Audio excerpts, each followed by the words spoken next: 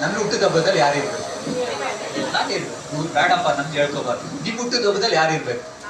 ಎಲ್ಲ function arrange ಮಾಡಿದ್ದೀರಾ, ಎಲ್ಲ ಜನ ಬಂದಿದ್ದಾರೆ ಅಲ್ವಾ? ಹುಟ್ಟಿದ ಹಬ್ಬ ಆಚರಿಸ್ಕೊಳ್ಳೋರೆ ಇಲ್ಲ ಅಂದ್ರೆ ಹೆಂಗಿರುತ್ತೆ ಫಂಕ್ಷನ್? ಚೆನ್ನಾಗಿರುತ್ತಾ? ಚೆನ್ನಾಗಿರಲ್ಲ.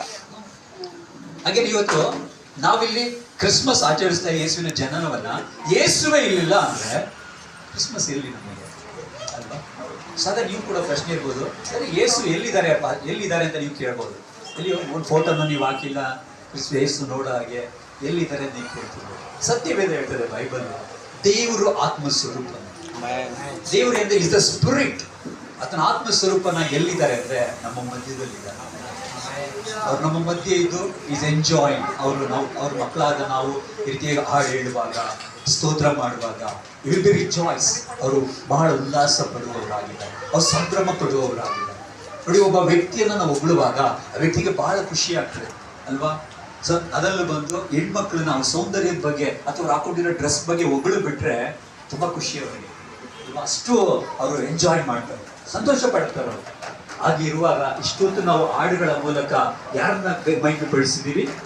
Jesus is the creator, is the author. ಆತನ ಸೃಷ್ಟಿಕರ್ತ ಎಲ್ಲವೂ ಕೂಡ ಆಗಿದ್ದಾನೆ. ಸೊ ಅದರಿಂದ ಅವ್ರನ್ನ ನಾವು ಮೈಂಡ್ ಪಡಿಸಿರುವಾಗ ಅವರು ನಮ್ಮ ಮಧ್ಯದಲ್ಲಿದ್ದಾರೆ. Without Jesus Christmas is nothing. ಯೇಸು ಇಲ್ಲದೆ ಕ್ರಿಸ್ಮಸ್ ಇಲ್ಲವೇ ಇಲ್ಲ. ಆದ್ರೆ ಯೇಸುವನ್ನ ನಾವು ಶಾರೀರಿಕವಾಗಿ ನಾವು ತೋರಿಸೋದಕ್ಕಾಗಲ್ಲ. ಇವನ್ ಶಾರೀರಿಕವಾಗಿ ನಾನು ಕೂಡ ನೋಡಿಲ್ಲ, ಬಟ್ ಇನ್ ಸ್ಪಿರಿಟ್, ಆತ್ಮದಲ್ಲಿ ನಾವು ಅದನ್ನ ನೋಡಿದ್ವಿ. ಅದಕ್ಕೋಸ್ಕರನೇ 26 ವರ್ಷ ಅವ್ರ ಜೊತೆ ಜರ್ನಿ ಮಾಡ್ಕೊಂಡು ಹೋಗ್ತಾ ಇದ್ದೀವಿ. 26 years. ಎಷ್ಟೋ ಜನ ಬಂದಿದ್ದಾರೆ, ಕೆಲವ್ರು ಇದ್ದಾರೆ, ಕೆಲವರೆಲ್ಲ 1 ವರ್ಷ, 1 ವಾರ, 1 ತಿಂಗಳು ಅಷ್ಟೇನೆ, ಆಮೇಲೆ ಬೇಡಪ್ಪ ಆಗಲ್ಲ ಅಂತ ಹೋಗ್ಬಿಡ್ತಾರೆ. ಆದ್ರೆ ನಾನು ಹೋಗ್ತಾ ಇದ್ದೀನಿ ಅದಕ್ಕಿಂತ ಯೇಸು ಸ್ವಾಮಿನ ಕೈ ಹಿಡ್ಕೊಂಡು ನೀನ್ ನನಗೆ ಬೇಕಂತ ಹೇಳ್ಕೊಂಡು ಹೋಗ್ತಾ ಇದ್ದಾರೆ. ಆಮೇಲೆ ಕೆಲವರು ಯೋಚನೆ ಮಾಡೋದುಂಟು, ನನಗೇನು ಪ್ರಾಬ್ಲಮ್ಸ್ ಇಲ್ವಾ ಅಂತ ಕೆಲವ್ರು ಕೇಳೋದುಂಟು. ನನಗೆ ನಾನು ಹೇಳ್ತೀನಿ, ನಿಮ್ಗಿಂತ ಪ್ರಾಬ್ಲಮ್ಸ್ ನನಗೂ ಜಾಸ್ತಿ ಇದೆ. ಸೇವೆ ಮಾಡೋರಿಗೆ ವೆರಿ ವೆರಿ ಪ್ರಾಬ್ಲಮ್ಸ್. ಬಟ್ ಒಂದು ತಿಳ್ಕೊಂಡಿರೋದು ಗೊತ್ತೆ, ನಾನು ಪ್ರಾಬ್ಲಮ್ಸ್ ನೋಡಲ್ಲ, ಆ ಪ್ರಾಬ್ಲಮ್ಸ್ ಸಾಲ್ವ್ ಮಾಡುವಂತ ದೇವ್ರನ್ನ ನೋಡ್ತೀನಿ.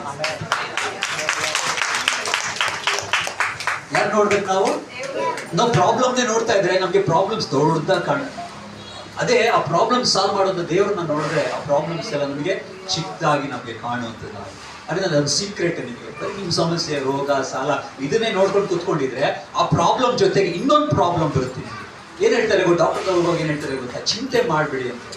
ನೀವು ಆ ಪ್ರಾಬ್ಲಮ್ ಬಗ್ಗೆ ಯೋಚನೆ ಮಾಡ್ತೀರಿ, ವಿಲ್ ಬಿ ಡಿಸ್ಕರೇಜ್, ನಿರುತ್ಸಾಹ ಆಗ್ತೀರಾ, ಸಂತೋಷ ಹೊರಟೋಗ್ತದೆ. ಅವಾಗ ಅದ್ರ ಜೊತೆಲಿ ನಿಮ್ಗೆ ಇದುವರೆಗೂ BP ಇಲ್ಲ, ಶುಗರೇ ಇರಲಿಲ್ಲ ಅಲ್ಲಿವರೆಗೂ. ನೀವು ಯಾವಾಗ ಹೆಚ್ಚು ಚಿಂತೆ ಇವೆಲ್ಲ ಮಾಡ್ತೀರ, ಅವಾಗ ಏನ್ ಬರುತ್ತೆ?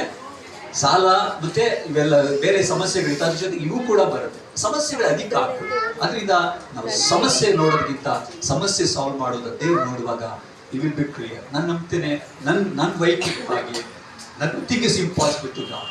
ದೇವ್ರಿಗೆ ಅಸಾಧ್ಯವಾದದ್ದು ಯಾವುದಿಲ್ಲ. ದೇವ್ರು ಹೇಳ್ತಾರೆ, ದೇವರೇ ಕೇಳ್ತಾರೆ,